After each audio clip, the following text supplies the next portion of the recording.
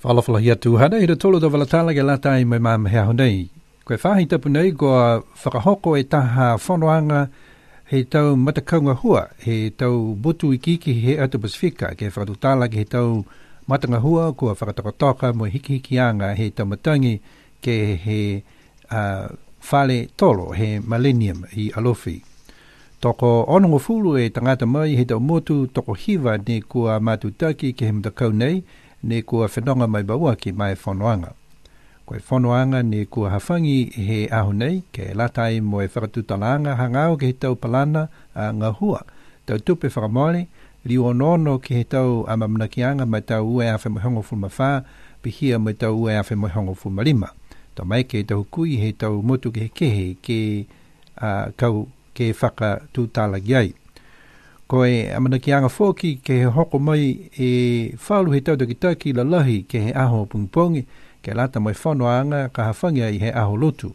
Koe whanoanga ke whaaki he Global Climate Change Alliance Pacific Small Island States whanoanga he komisi lahi. Tō ririu ki kise whakamakutu hangau ke he tau matanga hua ne kua tause ke to toko atu ke he hikianga he matangi. Koe matakau a spote po tufi a lisi polo mamafa mo e lisi tau ha niue kua hoko atu tua ike he atulunga. Ke lata me tau Paleko Sports he Oceania Championship ue a whemoi hongo fulmawha. Tō kamata halatolo te whiua sports he aho pungpongi aho ua he mahina nei ha uni.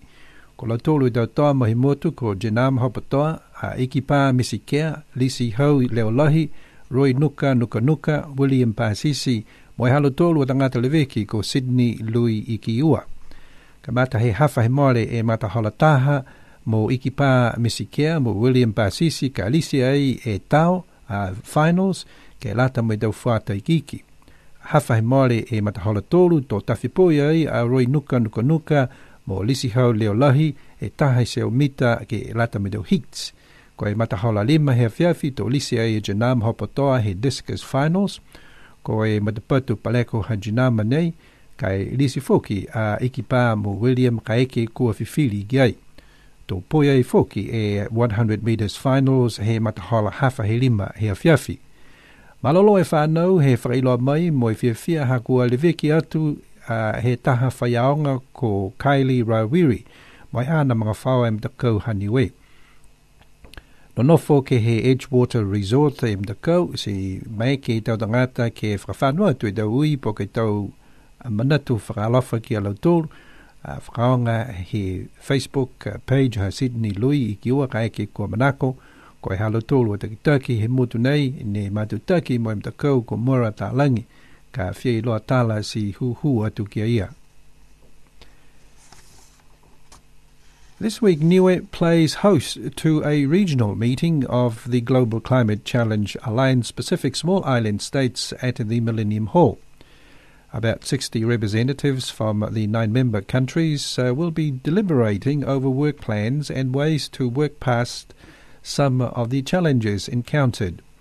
The first meeting that starts today is the project preparatory meeting that will go for 2 days. The meeting objectives include sharing of information on projects, reviewing budgets and expenditure, discuss lessons learned, and the further strengthening and collaboration with development partners. Some of the senior high-level officials are due to arrive tomorrow in time for the opening of the 4th GCCA PSIS Steering Committee meeting on Wednesday, with opportunities for updates on some of the key results from country projects. The Niue athletic team are settling well in the Cooks after arriving there last week to compete in the Oceania Championship Games 2014. They will compete in their chosen events tomorrow, day one of the competitions. The first event for our boys is the junior men javelin throw finals at 1:30 p.m. and taking part are Ikipa Misikea and William Pasisi. At 3:30 p.m, Roy Nuka and Lisi Hau Leolahi will compete in the junior men's 100 metres heats, and at 5 p.m, Janam Hopatoa will compete in the junior men's discus throw finals. and this event is optional for Ikipa Misikea and William Pasisi. The finals of the junior men's 100 metres will start at 5:30 p.m. Here's hope that Roy Nuka and William will qualify for these finals. The boys are all well and has been looked after by the primary school teacher Kylie Rawiri and her family. They are staying at the Edgewater Resort, and people are welcome to send them messages of encouragement to the boys, and Sydney Louis Ikiu is their coach through Facebook, or contact Mora Talangi here for any information about the team.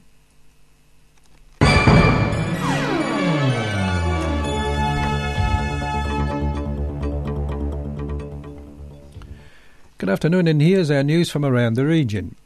A refugee who was settled in Nauru after being sent to the Australian Immigration Detention Centre there has drowned, along with a Nauruan citizen who attempted a rescue. Immigration Minister Scott Morrison said in a statement he had been informed of the two deaths and extended his sympathies to the families and friends of both. He said the person was not a resident of the offshore processing centre.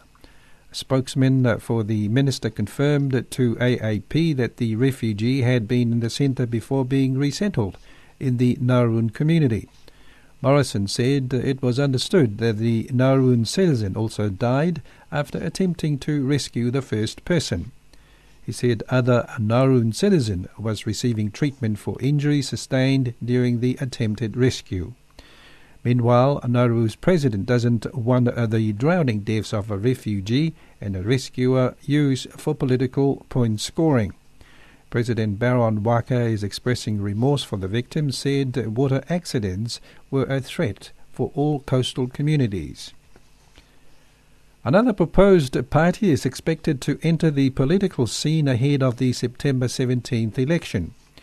Proposed One Fiji Party spokesperson and volunteer Laisa Dikitaki said it is made up of members who hope to reclaim Fiji and her people's true spirit of love back to the hearts of all Fiji citizens.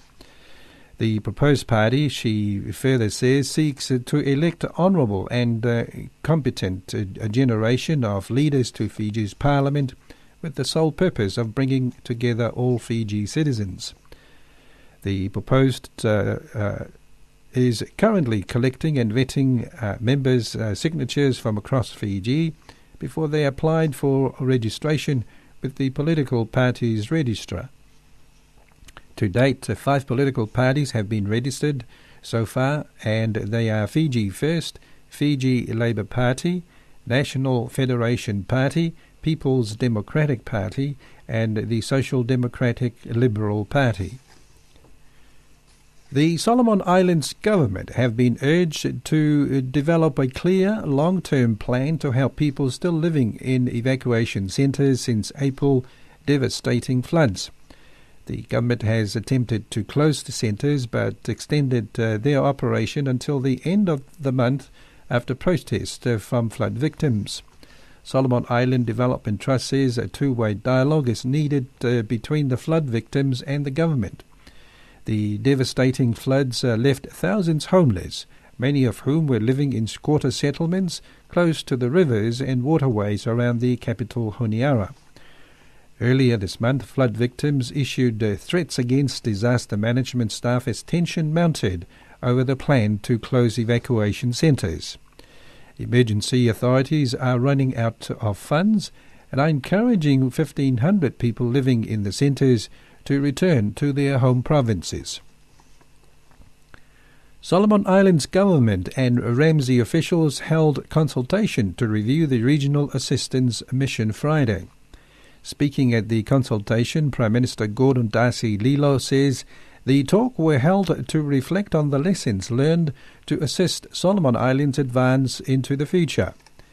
Ramsey Permanent Secretary Jeffrey Kauha says the review will assist the government to ensure the sustainability of such assistance in the future. The Ramsey Permanent Secretary adds the consultation involves participation from all government institutions, private sectors and NGOs. Papua New Guinea National Capital District NCD Governor Powers Parkhorp says Port Moresby is ready to receive people from Melanesia countries for their 5th Festival of Arts and Culture. Parkhorp, who opened the festival village on Saturday, said the festival reminds us of our history and past, our culture and values as Melanesians. The opening ceremony of the village was to formalise the occupation of traditional houses and stalls. Parkhorp said the festival village would be an asset for the city. The NCD will take over the facility or partner with the National Cultural Commission to manage it. Meanwhile, Maperick MP John Simon says our tradition and culture hold our society together. And finally, Papua New Guinea National Fisheries Authority has stepped up in its efforts to comply with the recent yellow card issued by European Union to Papua New Guinea relating to illegal fishing in our waters. Last Thursday, the authority launched its inshore patrol craft Kabut in Vanimo, West Sepik, to protect the countries against illegal fishing. The boat would be jointly used by NFA and Papua New Guinea Defence Force to provide security. NFA Monitoring, Control and Surveillance Acting Executive Manager Agiza Komajin said Papua New Guinea had to step up in its efforts to protect its marine resources. West Sepik Acting Governor Paul Negai said, "We have a bigger market in Europe." And those are our news for today.